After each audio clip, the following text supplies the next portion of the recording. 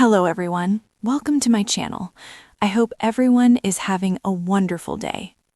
The morning arrived quietly, the kind of quiet that feels heavier than noise.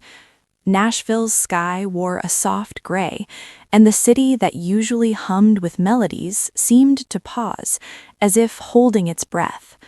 Kelsea Ballerini stood barefoot in her kitchen, a mug of coffee cooling in her hands, staring out the window without really seeing anything at all. Some losses announce themselves loudly: sirens, tears, a sudden rupture in the world. Others slip in silently and change everything before you even realize what's happened. This one was the quiet kind. For Kelsea, the greatest gift had never been something you could wrap in paper or put on a shelf. It was something that lived and breathed alongside her, shaped her mornings and steadied her nights. It was the thing that reminded her who she was before the lights, before the expectations, before the world learned her name. And now it was gone. Grief has a strange way of distorting time. In the days that followed, hours stretched and folded in on themselves. She would wake up convinced, for just a second, that nothing had changed, that everything was still where it belonged. Then reality would tap her gently but firmly on the shoulder. The loss felt impossible to explain, even to herself. How do you describe the ache of something that gave you life, only to leave behind an echo? How do you mourn something that was woven into your identity so tightly that its absence feels like losing a part of your own voice? Kelsea found herself reaching for memories like lifelines. She remembered being young, too young to understand fear, singing into hairbrushes, writing lyrics in spiral notebooks, believing with reckless confidence that dreams were meant to be chased. Back then, her greatest gift wasn't fame or applause. It was innocence. It was belief. It was the unshakable feeling that music could save her. That gift carried her through heartbreaks, through quiet doubts she never shared, through nights when the stage lights faded and she was left alone with herself. It was there when she wrote songs that cracked her open, when she poured truth into melodies and hoped someone, somewhere, would feel less alone because of them. But life has a way of asking for sacrifices. Somewhere between growing up and growing strong, that gift began to fade. Not all at once, not dramatically, just little by little, like color draining from an old photograph. Pressure crept in, expectations got louder. The joy that once flowed effortlessly started to require intention.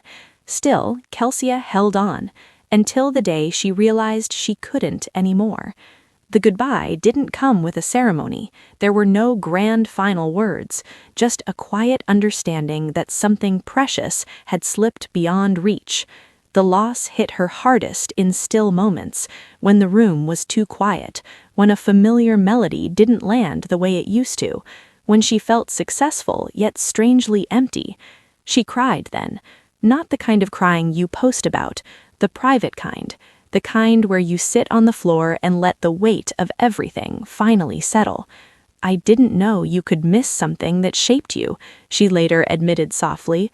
"I didn't know you could grieve something that wasn't a person."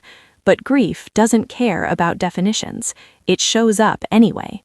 For weeks, Kelsea questioned herself. Had she changed too much? Had she given too much of herself away? Was the price of living her dream losing the part of her that dreamed in the first place? Friends noticed the shift before she said anything. The smile was still there, but it didn't always reach her eyes. The laughter came, but it felt practiced. On stage, she delivered every note perfectly, yet afterward she sometimes sat alone, staring at her hands, wondering when everything had started to feel so heavy. Music had always been her refuge. Now it felt like a mirror she wasn't sure she wanted to look into. One late night, unable to sleep, she pulled out an old notebook she hadn't opened in years. The pages were worn, the ink slightly faded. Inside were lyrics written without fear, no charts in mind, no audience to please, just truth, just heart. As she read, something inside her cracked open. She realized then that the greatest gift she'd lost wasn't gone forever. It had simply been buried under layers of survival, under lessons learned the hard way, under the armor she'd built to protect herself. The goodbye wasn't the end, it was an invitation. Still, that didn't make it hurt any less. Letting go of who you were is one of the hardest goodbyes there is. It means accepting that you can't go back, even when you desperately want to. It means honoring the past without living in it. Kelsea began to talk about it, not in interviews at first, but in songs, lines about loss that wasn't visible, about grief without a funeral, about loving something so deeply that its absence becomes a shadow you carry everywhere. Fans felt it immediately. Messages poured in from people who recognized themselves in her words, people who had lost versions of themselves to heartbreak, to adulthood, to circumstances beyond their control, people who thought they were alone in missing something they couldn't name. That's when Kelsea understood something important. Her greatest gift hadn't just been innocence, or belief, or freedom, it was connection. And even in loss, that gift remained. She started speaking more openly, her voice steady but vulnerable. She said, "Sometimes the hardest losses are the ones no one sees, the parts of you that kept you safe, or hopeful, or brave. Saying goodbye to those parts hurts, but it also makes room for something new." Healing didn't arrive all at once. Some days were lighter, others felt like walking through fog. There were moments when she longed for the simplicity of before, when loving music didn't feel complicated, when success didn't come with expectations, when her heart wasn't guarded. But slowly, gently, she began to find her way back, not to who she was, but to who she was becoming. She wrote differently now, more honestly, less afraid of silence, less worried about perfection. She allowed herself to feel the sadness without rushing past it, to sit with it, to learn from it. Grief, she realized, doesn't just take, sometimes it teaches. The goodbye she once thought was unimaginable became a turning point, a reminder that even the greatest gifts evolve, that losing one version of yourself doesn't mean you're broken, it means you're growing. On a quiet evening, much like the morning it all began, Kelsea stood outside again, watching the sky shift colors. She breathed deeply. The ache was still there, but it no longer defined her. It had softened into something almost tender.